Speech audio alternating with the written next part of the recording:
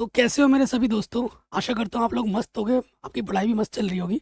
बच्चों, आज के इस वीडियो में हम जो क्लास 10th चैप्टर नंबर 1 वास्तविक संख्या की प्रश्नावली 1.2 है, इसे डिटेल में वन शॉट में हम कंप्लीट करने वाले हैं। और इससे पहले हमने इसकी जो बेसिक्स वाले वीडियो हैं कि भाई क्या होता है, ठीक है, ये जो परिमेय संख्या क्या होती है, अपरिमेय संख्या क्या होती है, कुछ इंपॉर्टेंट टॉपिक्स, कुछ इंपॉर्टेंट उदाहरण सारे करा रखे हैं, जिसके लिंक्स मिल जाएंगे डिस्क्रिप्शन पे, आप जाके देख सकते हैं। ठीक है, वहाँ पर मैंने सारे इसका बेसिक्स बना रखे हैं, बता रखे हैं। पहले क्वेश्चन पे आ जाते हैं। देखो, ये जो क्वेश्चन नंबर 1 और ये क्वेश्चन नंबर 2, ये very very very very important है। और यहाँ से भाई दोनों में से एक क्वेश्चन तो पक्का आपके बोर्ड एग्जाम में आएगा ही आएगा।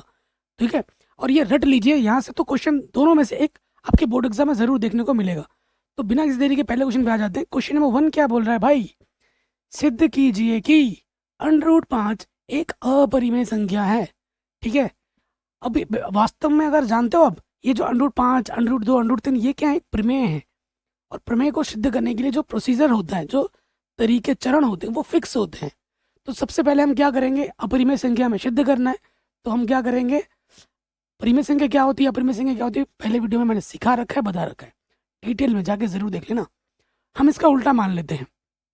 क्या मानते हैं इसका उल्टा? माना, क्या मानते हैं? माना √5, माना √5 एक परिमेय संख्या है। ये क्या है? एक परिमेय संख्या है।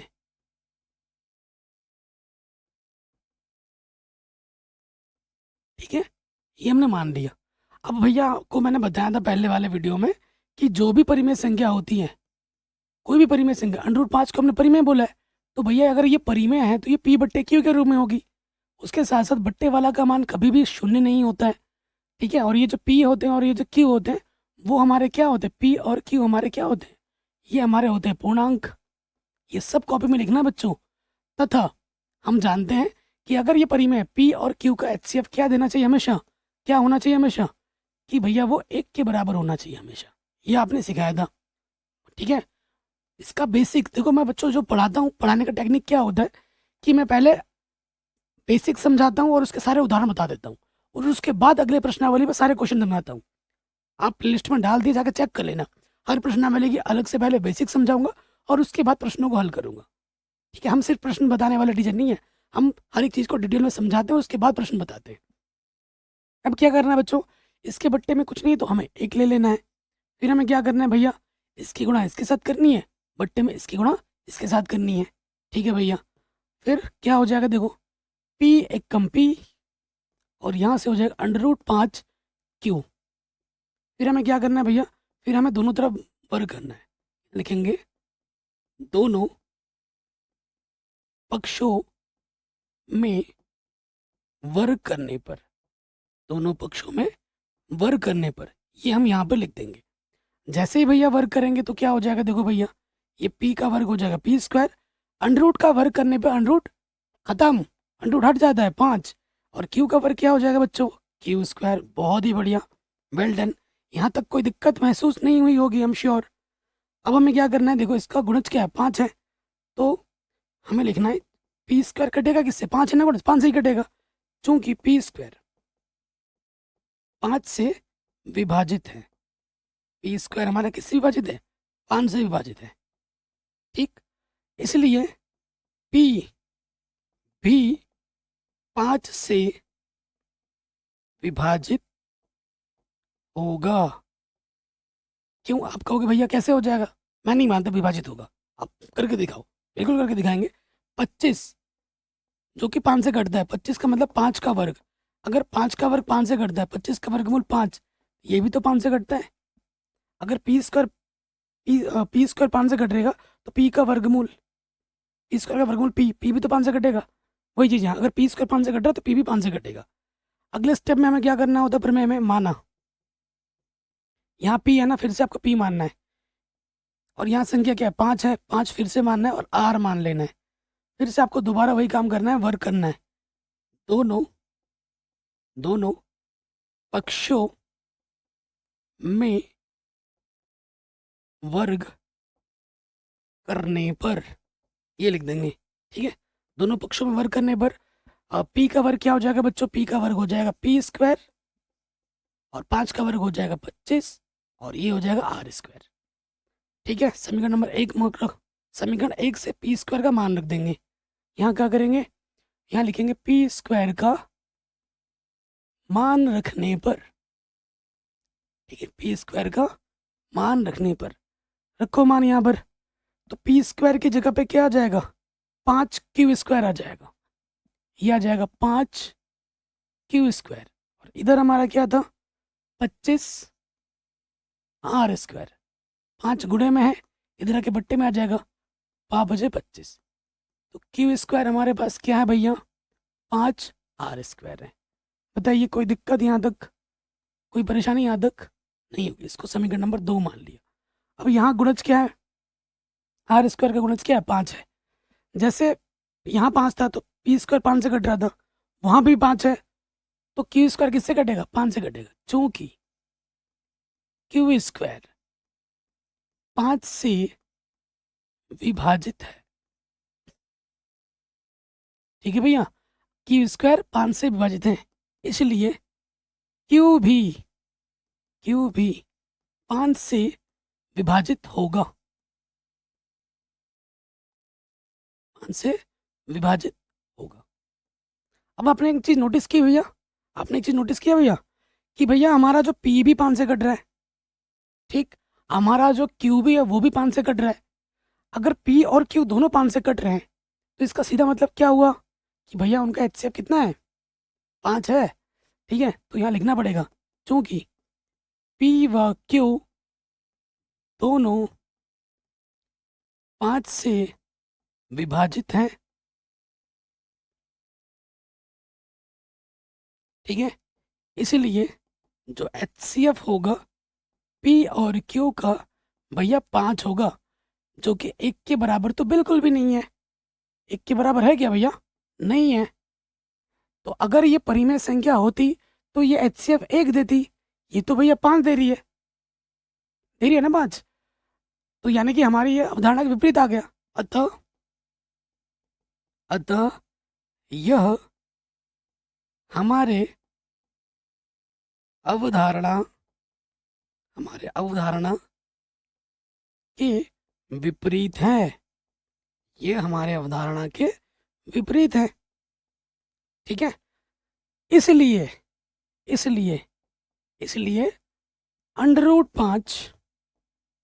√5 एक अपरिमेय संख्या होगी, एक अपरिमेय संख्या होगी। यही हमें सिद्ध करना था और ये क्वेश्चन हमारा आराम से बन गया। ठीक है जी, आराम से बन गया। आप स्क्रीनशॉट लीजिए, आपका नोट्स भी बनता रहेगा। ठीक, चलिए आगे बढ़ते हैं अगले प्रश्न में। वेरी वेरी इंपॉर्टेंट है, ठीक, वेरी इंपॉर्टेंट है। कहीं पे भी डाउट हो, दिक्कत हो, आप प्रश्न को एक बार दोबारा जरूर देखें। ठीक है, और ये चीज़ आप और अच्छे से समझ पाओगे कि जब आप इसके बेसिक्स को देखोगे। बेसिक्स की मैंने अलग से वीडियो बना रखी है इंट्रोडक्शन की, ज़रूर देख लीजिएगा। क्या सिद्ध करना है, सिद्ध कीजिए कि 3 + √2 5, 2 √5 एक अपरिमेय संख्या है। ये हमें सिद्ध करना है। ठीक है, उल्टा मान लेंगे। माना 3 + 2 √5 एक परिमेय संख्या, उल्टा मान लेंगे। आपको लग रहा होगा भाई √3 को सिद्ध करने में इतना टाइम लग गया, ये तो और लगेगा ना। नहीं, ये और आसान है। कैसे देखना, एक परिमेय संख्या है, ठीक, ये परिमेय संख्या हमने मान ली। अभी आपको मैंने बताया था कोई भी किसी को अगर आप परिमेय संख्या बोल रहे हो तो उसे हम p/q के रूप में लिखेंगे। बट्टे वाला कभी 0 नहीं हो सकता। उसके साथ साथ p और q हमारे क्या होंगे, पूर्णांक होंगे। ये एग्जाम में लिखना है। और उसके साथ साथ जो एचसीएफ होता है, जो मौशपा होता है p और q का, वो 1 के बराबर होना चाहिए। ये तो आपको लिखना ही लिखना है। हो गया यहाँ तक। अब ऐसे प्रश्नों में क्या करना है, जब भी जोड़ घटाना गुणा भाग आ जाता है तो आपको अंडर वाले को एक तरफ रखना है और बाकी सबको उठाकर दूसरी तरफ ले जाना है। ये कॉन्सेप्ट है। अब देखो क्या करेंगे भैया, हम क्या करेंगे, देखो ये 2 √5 है, ठीक है, ये p/q है, और ये +3 इधर के क्या हो जाएगा, -3। ठीक, उसके बाद देखो ये दो गुणे में है, इधर के क्या हो जाएगा, बट्टे में हो जाएगा, इधर के क्या हो जाएगा, बट्टे में हो जाएगा। ठीक, इसको मैंने एक समीकरण मान दिया। इससे इंट्रोडक्शन वाले वीडियो में मैंने आपको समझाया था, क्या समझाया था कि नोट यहाँ लिख लो, मैंने आपको फिर बता दे रहा हूँ कि परिमेय में अगर आप परिमेय संख्या जोड़ोगे तो परिमेय होगा, परिमेय से परिमेय घटाओगे तो भी परिमेय होगा। अगर आप परिमेय में भाग दे रहे हो किसी परिमेय से या गुणा कर रहे हो किसी परिमेय से तो परिमेय होगा। लेकिन अगर किसी परिमेय संख्या में आप किसी अपरिमेय संख्या से जोड़ दो या घटा दो तो अपरिमेय रहेगा। किसी भी परिमेय संख्या में गुणा करो या भाग कर दो किसी अपरिमेय संख्या से तो वो क्या रहेगा, अपरिमेय। तो पी बट्टे क्यू क्या है, पी बट्टे क्यू क्या है हमारा, देखो ये जो पी बट्टे क्यू है ये हमारा एक परिमेय है और 3 भी क्या है हमारा एक परिमेय है। परिमेय से परिमेय घटाएंगे परिमेय, 2 क्या है परिमेय है, परिमेय संख्या को मैंने परिमेय संख्या से भाग दिया तो क्या रहेगा, परिमेय। यानी कि ये जो पूरी संख्या है हमारी ये क्या है, यह एक परिमेय। और हम जानते हैं ये वाला संख्या क्या है बच्चों, ये वाली संख्या हमारी है अपरिमेय। तो क्या कोई परिमेय संख्या, क्या कोई अपरिमेय संख्या आपस में बराबर हो सकती है, बिल्कुल नहीं। ये जो दो जानी दुश्मन है, एक मियान में दो तलवार कभी नहीं रह सकती। तो ये भैया ये चीज़ इसके बराबर कभी नहीं हो सकती। अच्छा तो यही चीज़ हमें यहाँ पर लिखना है, क्या लिखेंगे, चूंकि चूंकि पी बट्टा क्यू माइनस के 3 बट्टे में 2 एक एक क्या है बच्चों, एक परिमेय संख्या है, एक परिमेय संख्या है तथा तथा हम जानते हैं, हम जानते हैं कि हम जानते हैं कि √5, √5 का मतलब कैसे जानते हैं, पहले वाले वीडियो में समझाया मैंने। कोई भी अभाज्य संख्या होगी और उसके ऊपर अंडर लग जाएगा, 5 है अभाज्य संख्या उसके ऊपर अंडर लग जाएगा तो वो क्या होती है, अपरिमेय संख्या होती है। ठीक है, इंट्रोडक्शन वीडियो जरूर देख लीजिएगा, समझ में आ जाएगा। तो √5 एक अपरिमेय संख्या है,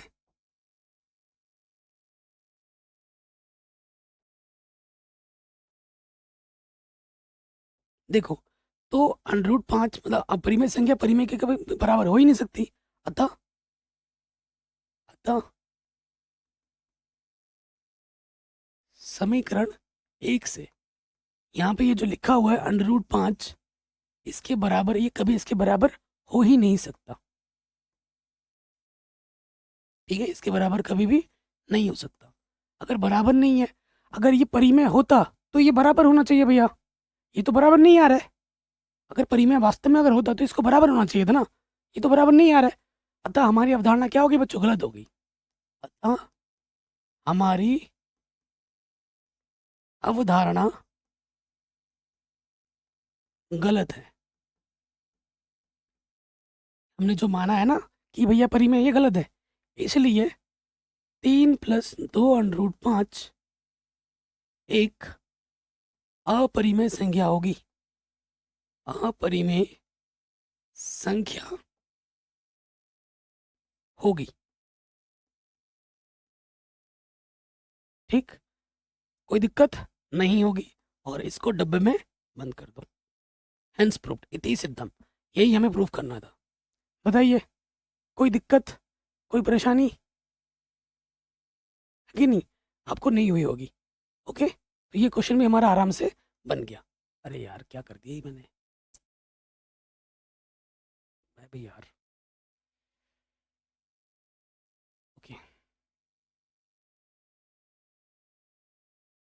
5 हाईलाइटर किधर है भाई, हाईलाइटर ये आ गया, ले लिया।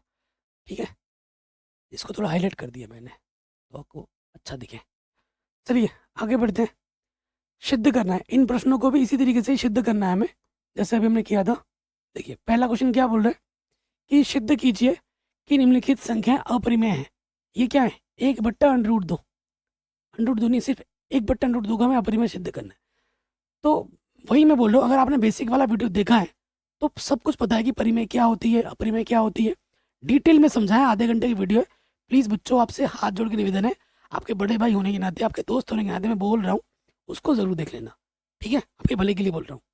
अब यहाँ से क्या होगा देखो बच्चों, उल्टा मान लेंगे, जो अभी तक हम कर रहे हैं वही काम करना है। माना 1/√2 एक परिमेय संख्या है, उल्टा मान लिया। बहुत आसान क्वेश्चन है, ठीक। अगर ये एक परिमेय संख्या है भैया, आपने बोला था अभी कि हर एक परिमेय संख्या p/q के रूप में होती है, ठीक है, p/q के रूप में होती है, और जहाँ q का मान बट्टे वाले का मान 0 नहीं होता, और हमारा जो p और q होता है वो क्या होता है, पूर्णांक होता है, और तथा क्या होता है, जो HCF होता है p और q का वो कितना होता है, वो 1 होता है। ये अभी आपने बताया था। पार्ट 1 जो वीडियो मैंने बनाया था बेसिक्स वाले, वहाँ पर मैंने बताया था कि दुनिया में कोई भी परिमेय संख्या हो, उसका अगर हम व्युत्क्रम करेंगे तो परिमेय ही रहेगा, सिर्फ शून्य को छोड़कर, सिर्फ शून्य को छोड़कर। तो यहाँ पर मैंने बोल दिया कि भैया q का मान तो 0 नहीं है, मैं क्या कर दूंगा, यहाँ से व्युत्क्रम ले लूंगा। यहाँ लिखेंगे व्युत्क्रम लेने पर क्वेश्चन एकदम सिंपल हो जाएगा। जैसे ये लिखेंगे व्युत्क्रम लेंगे तो ये क्या हो जाएगा, देखो बच्चों, ये हो जाएगा √2/1, और ये हो जाएगा q/p। किसी भी संख्या को 1 से भाग देते हैं, ऊपर जो होता है वही आ जाता है, √2, और ये हमारा q/p। बताइए कोई दिक्कत, कोई परेशानी यहाँ तक नहीं होगी। बस यही हमें इतना ही थोड़ा काम करना था। अब हम जानते हैं क्या लिखोगे, चूंकि p/q एक परिमेय संख्या था, तो q/p उसका जो व्युत्क्रम वो भी क्या होगा, एक परिमेय ही होगा, क्योंकि q/p एक परिमेय संख्या है, एक परिमेय संख्या है, ठीक।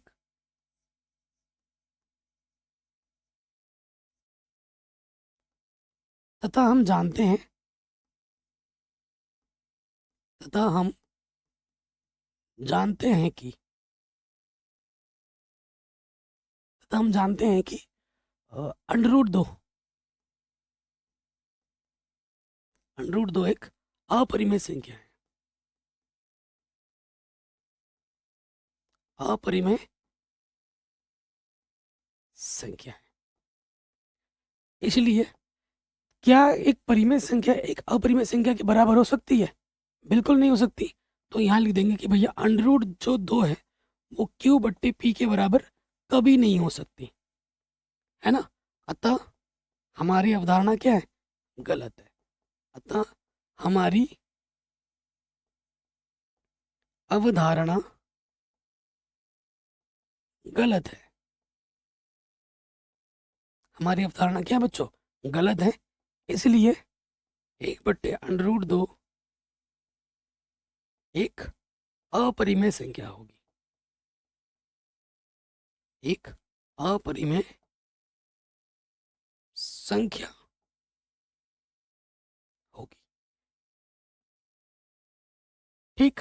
कोई दिक्कत या कोई परेशानी आपको हुई हो? बिल्कुल नहीं होगी। तो ये क्वेश्चन भी हमारा आराम से बन गया। आगे बढ़ते हैं अगले प्रश्न में। ऐसा क्वेश्चन अभी हमने किया था, उदाहरण में किया था हमने, फिर से उल्टा मान लेंगे। माना 7√5 एक परिमेय संख्या है।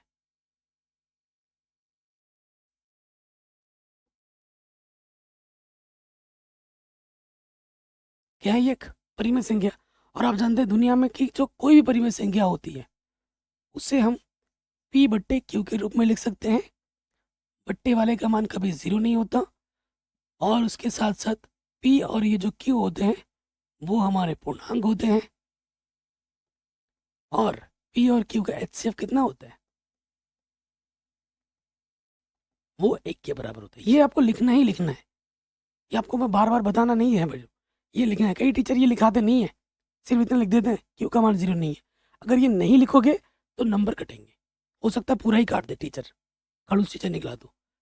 अब क्या करना है, लॉजिक वही है, अंडर रूट को एक तरफ रखो, और ये जो 7 गुणे में है इधर आके क्या हो जाएगा, बट्टे में आ जाएगा, ठीक। √5 यहाँ हुआ, p एक कम p, देखो p/q क्या है, एक परिमेय संख्या, और 1/7 क्या है? एक परिमेय संख्या। परिमेय को परिमेय से गुणा करने पे क्या होता है? परिमेय आता है कि नहीं? क्या आता है? परिमेय आता है। तो यहाँ से देखो क्या हो जाएगा, पी एक कम पी बट्टे में ये क्या है, 7Q। फिर से आपको वही लिखना है, फिर से आपको क्या लिखना है? वही लिखना है। चूंकि ये परिमेय है और ये अपरिमेय है, चूंकि P/7Q एक परिमेय संख्या है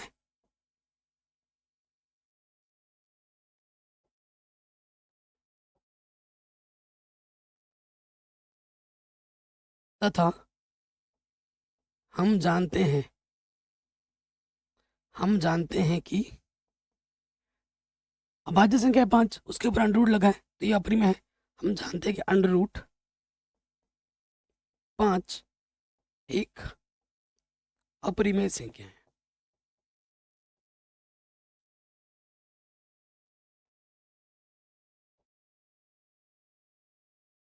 ठीक है, ये क्या है? एक अपरिमेय संख्या है, यानी कि ये चीज इसके कभी भी बराबर नहीं हो सकती। ठीक है, अतः अतः ये जो अंडर रूट 5 है ये इसके बराबर कभी नहीं हो सकता।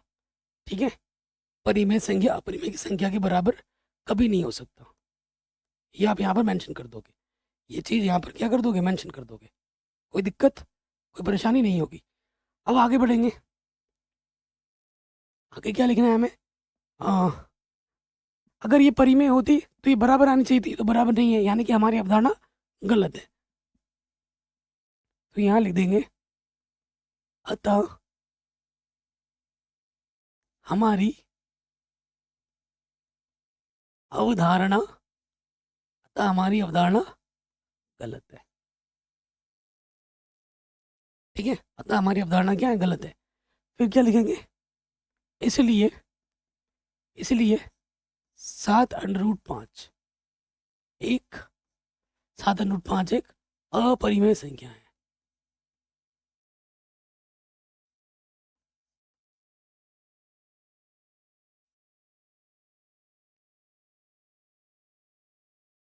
हेंस प्रूव्ड, यही हमें सिद्ध करना था। कोई दिक्कत या कोई परेशानी आपको हुई हो? बिल्कुल नहीं होगी, है ना? आराम से बन गया। आखिरी प्रश्न में आते हैं, इसको भी वही ऐसे ही करना जैसे अभी हमने किया है। क्या मानेंगे? उल्टा मान लेंगे। माना 6 + √2 एक क्या है? एक परिमेय संख्या है।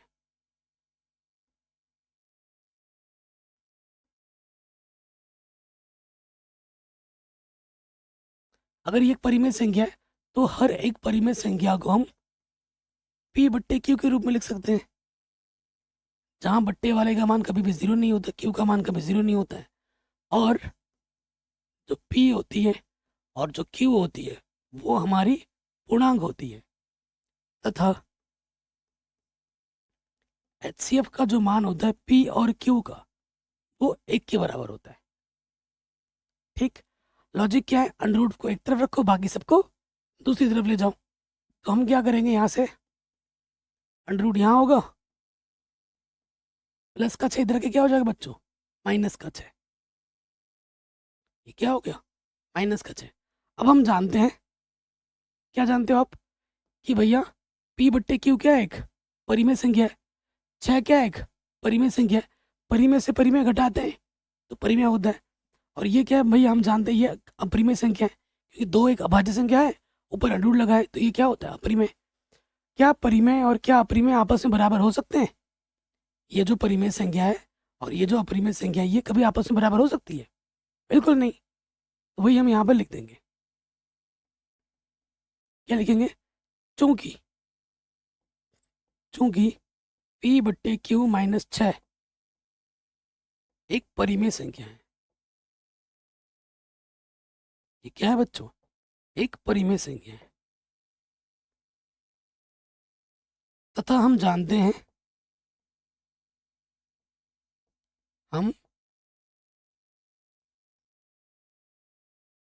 हैं कि अंडर रूट दो एक अपरिमेय संख्या है।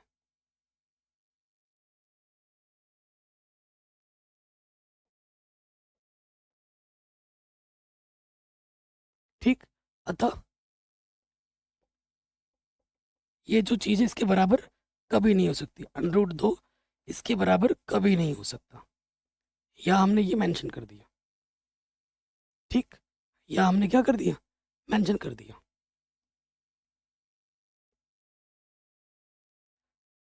यानी कि ये जो हमारी अवधारणा है वो गलत आ गई। तो ये हमारी अवधारणा के क्या हो गया, अगर ये परिमेय होता तो इसको बराबर आना चाहिए था, ये तो बराबर नहीं आ रहा है, अतः ये हमारी अवधारणा के विपरीत है। अतः यह हमारी अवधारणा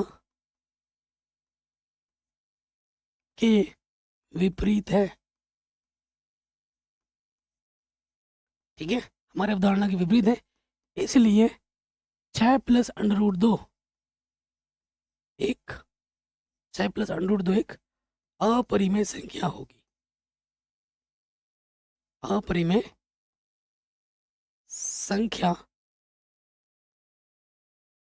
होगी।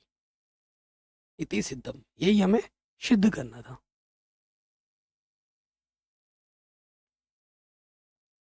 ओके बच्चों, कोई डाउट हो या कोई भी दिक्कत हो, आप प्रश्नों को एक बार दोबारा देख सकते हैं।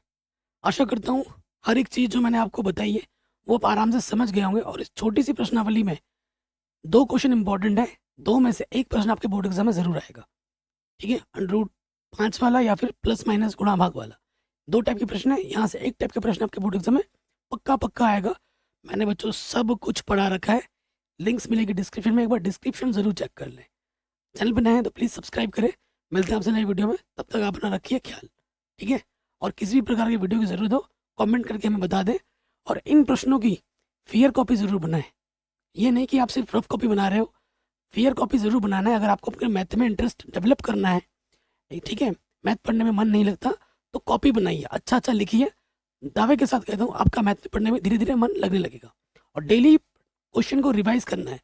आपने एक बार यहाँ से देखा, एक बार शाम को रिवाइज करना है और एक बार सुबह उठने के साथ साथ एक बार रिवाइज करना है।